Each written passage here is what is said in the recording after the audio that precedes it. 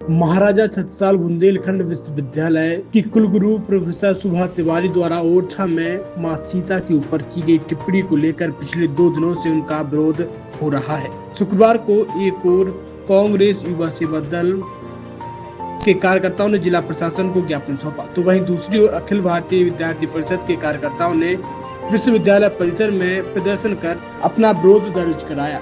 इसके अलावा शुक्रवार को ही महाराजा छत्रसाल बुंदेलखंड यूनिवर्सिटी की कुलगुरु प्रोफेसर सुभा तिवारी ने प्रेस कॉन्फ्रेंस कर अपना पक्ष भी मीडिया के सामने रखा।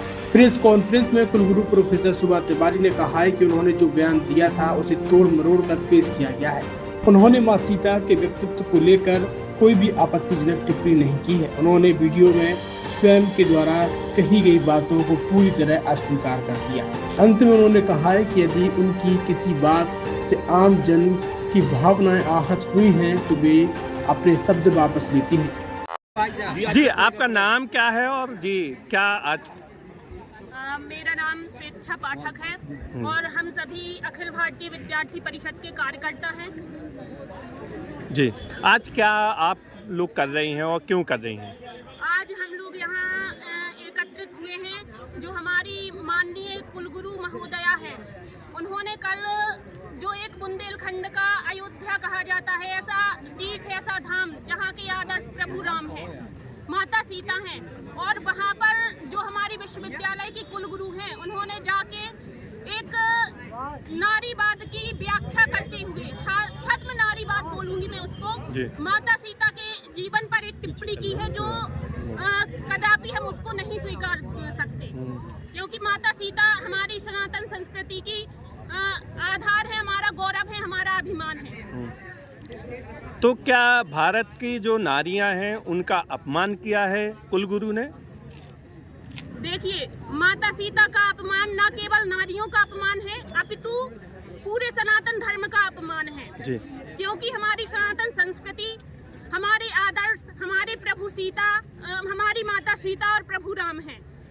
तो आज किस प्रकार का प्रदर्शन कर रही हैं और क्यों कर रही हैं? हम केवल इतना चाहते हैं कि माननीय कुलगुरु अपने नारीवाद को प्रदर्शित करते हुए भारतीय संस्कृति को अपमानित ना करे। इससे पूरी सनातन संस्कृति अपमानित होती है और कहीं ना कहीं सबको ठेस पहुंचती है।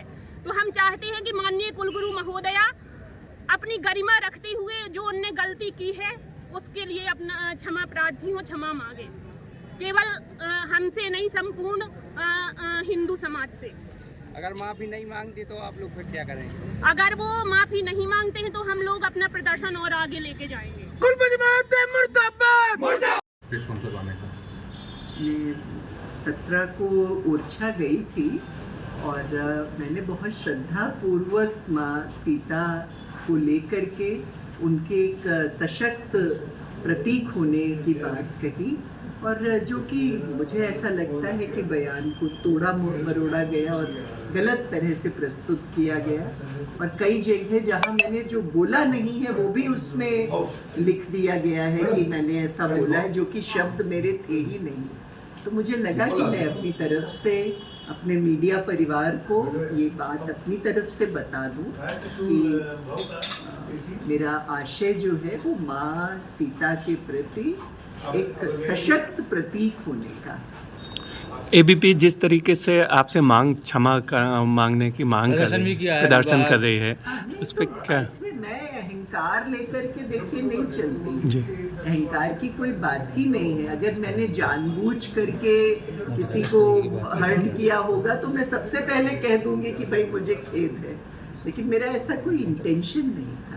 मैडम, जिस तरह के विरोध किया है लोगों ने, किस बात को लेकर विरोध किया, आपको पता तो होगा इस बारे में? उन्होंने बात को तोड़ा मरोड़ा है। जो मैंने कहा नहीं वो शब्द मुझे जबरदस्ती बोला है कि इन्होंने बोला, जो मैंने बोला ही नहीं है। मुझे वो उस लेख के इंटेंशन पर डाउट है। क्या कहा गया था मैडम आपके द्वारा वहाँ पर?